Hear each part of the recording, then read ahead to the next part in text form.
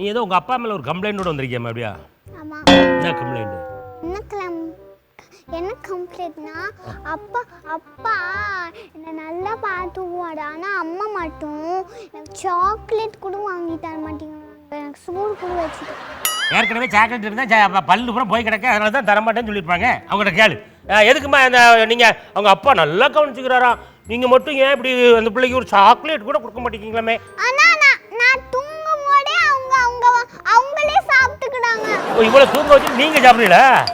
இது எவ்வளவு பெரிய தப்பு. அது ஏன் அப்படி பண்ணுறீங்கன்னு கேளு. ஏம்மா அப்படி பண்ணுறீங்க? உனக்கு பல்லு வீணா போயிடும்ல, அதனால தான் கொடுக்கல. போயிடுச்சே, அப்புறம் என்ன? முதல்ல கொடுக்காம வச்சுருக்கோம். முதல்ல சாக்லேட்டை உங்க திங்கிட்டு வாங்குவோம். உங்க பல்ல ரூட்டாங்க மாதிரி தான் இருக்கு. யாரா ஸ்டிக்கர் தருவாங்க, அண்ணாச்சியை திட்டலாம்.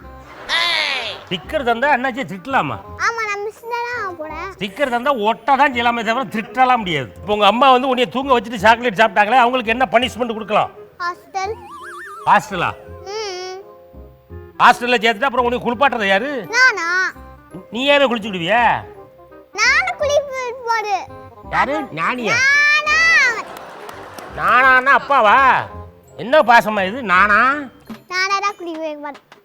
நானா தான் குளிக்க வைக்கார? நான்லாம் வந்து நானாவே குளிச்சுக்கிடுவேன். உளர்றனா? என்ன பார்த்தா உளர்ற மாதிரியா இருக்கு. மேக்கப்பை பூரா சுரண்டி எடுத்துட்டா போடுறது. நெயில்ஸ் காட்டுமா? இப்படி காட்டுங்க, இப்படி காட்டு.